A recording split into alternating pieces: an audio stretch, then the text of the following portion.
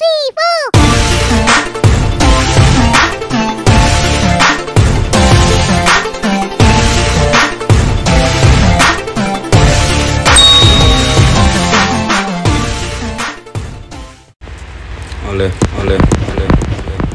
với nhà chuông thiếu bạc hải lâu sâu manager formation đủ thầy lâu chú anh lâu manager hi anh tin nghe cần change thầy anh tin anh true ss ang te kha ama miang có một 3cf tu ang te kha tu na hianin an entir lang konga no tamla change manager akan tani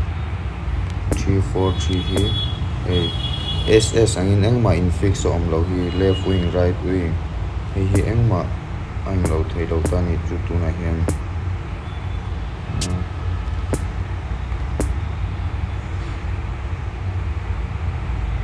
om lo vek mai tani tu na hian chu anh tin nghe kan ti theyang manager change dan haran soi don tani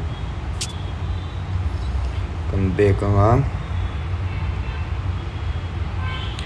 extra sang kalanga use information dream team ma kan kalang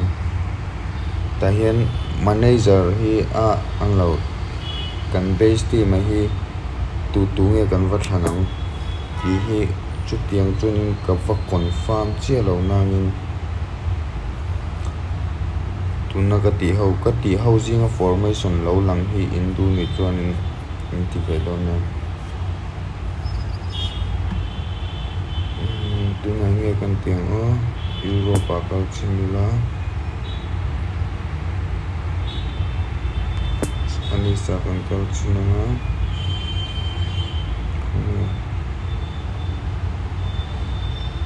tumi ka sanang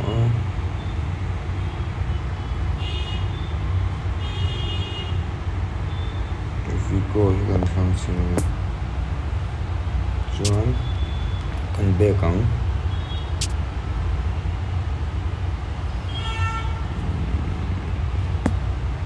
game plan akan kal lenga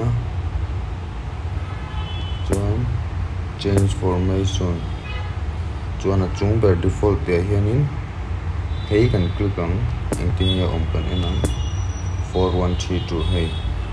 hemi te hi om mi alo ta ni chun kha manager kan man le team logo kan eng lo mil hianin om takani om dan hi se thiam chiang che big chong lo ma sengin formation a change thei dan kalma kha ka tiang han in du lo ris vero in zong zel tu kan ya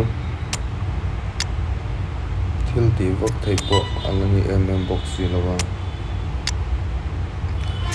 chuan ke chu he ta he hei ka mang ta ni chu ka main formation atan heng tei om mi alo ni chu kha in zon pe ve ngai kan lein hive tlang hom bok eng ma kan selo nangin kami ka manager in a formation a kentel si lo nei thei dan kha a om ti kha kan lo se tir ve cheu ni chu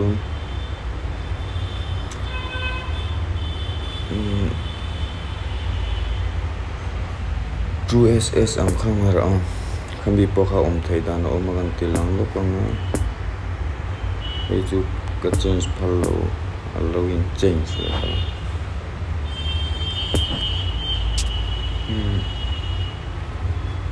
true ss kha mangin om nual training ka cha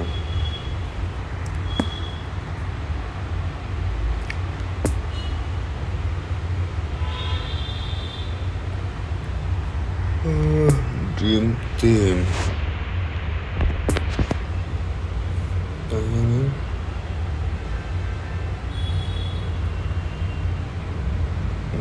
kue kan kalang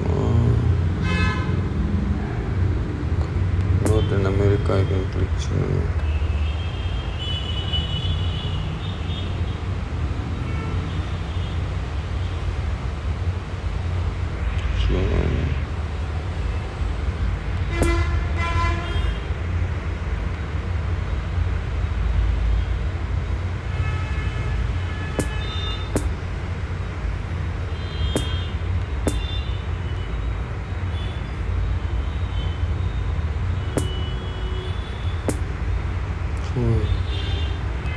Chelsea om na hagan insin Chelsea kan chu chinanga Chelsea hianga ken bekanga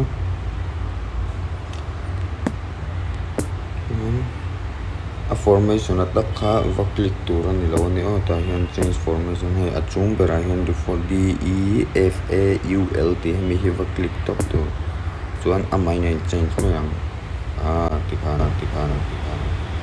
man thiam